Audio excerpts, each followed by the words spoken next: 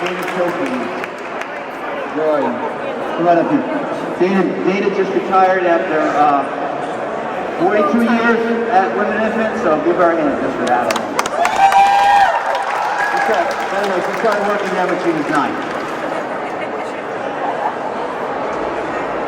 Good afternoon. My name is Dana Chilfy. I was a medical technologist at Women and Infants for 43 years until I retired 2 weeks ago. I'm also a proud member of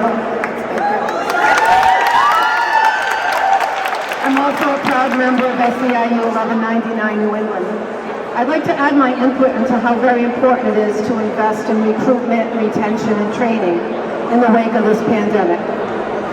Just as important, I would like to speak to the need to guarantee that there are parameters in place towards how these investments are made, namely ensuring that frontline staff can add their input into funding decisions. My career at Women and Infants has been long and rewarding. As a CCRI student, I interned at Women and Infants, and after graduation, I was hired to work in the microbiology lab where I've been since 1979. This is also the lab that has performed all our COVID testing in the hospital.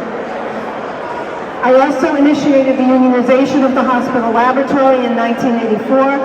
I've been a delegate ever since, and over 10 years ago, I was elected to the executive board. Now, after 4 decades, I'm lucky enough to have retired. I've seen many changes at Women and Infants over the many years I've been there. We were at our best when we were a standalone institution.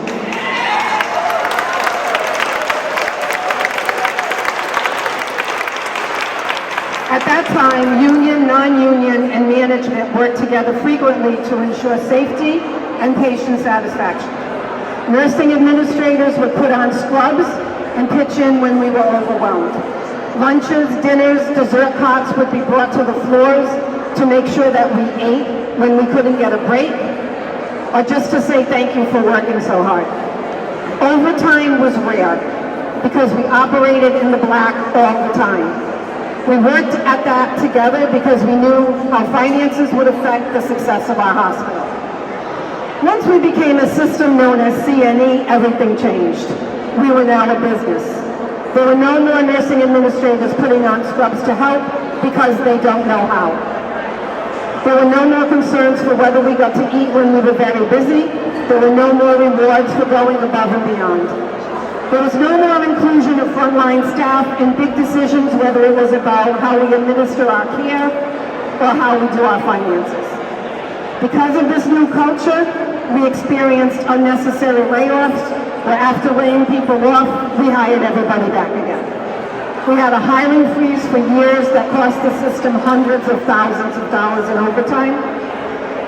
The acquisition of Memorial Hospital that was not only detrimental to the people of Pawtucket, but financially sank Women and Infants.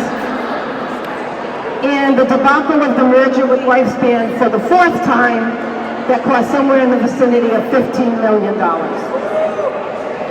Many of these decisions and outcomes would have been very different had those of us who do the work, the frontline workers, had been at the table. Now many of us are retiring, and replacing us is very difficult. There is a lot of competition now for new college graduates. We've also lost employees due to the pandemic because the risk of getting sick and putting family members at risk isn't worth it. Many healthcare workers are not willing to continue to take on the stress after over 2 years. However, our union has ensured that we have a labor management framework in place. We need our administration to reprioritize the relationship so that we can move forward together for the well-being of our patients. We did not become healthcare workers to make a lot of money. We are everyday, middle-class people. We do this work because we love taking care of those people who need us. We were lucky enough to work in a hospital that was once the premier institution for women and infants and the gem of Rhode Island. We want management to see that its relationship with the frontline staff directly impacts patient care, and therefore our financial success. Women and Infants is a place where families celebrate birth, and women fight life-threatening diseases. We need to take excellent care of our patients. This state, this hospital, needs to invest in us, the healthcare workers. You need to value our work and respect our contributions, our work ethic, and our input. We are asking for your help to make Women and Infants as great an institution as it once was and can be again.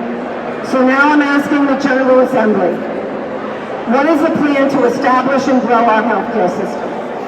How will frontline workers be involved in decisions to recruit and retain new talent? How do we bring patient care and financial stability back to the institutions responsible for the well-being of the citizens of Rhode Island? We owe them that. It's their right.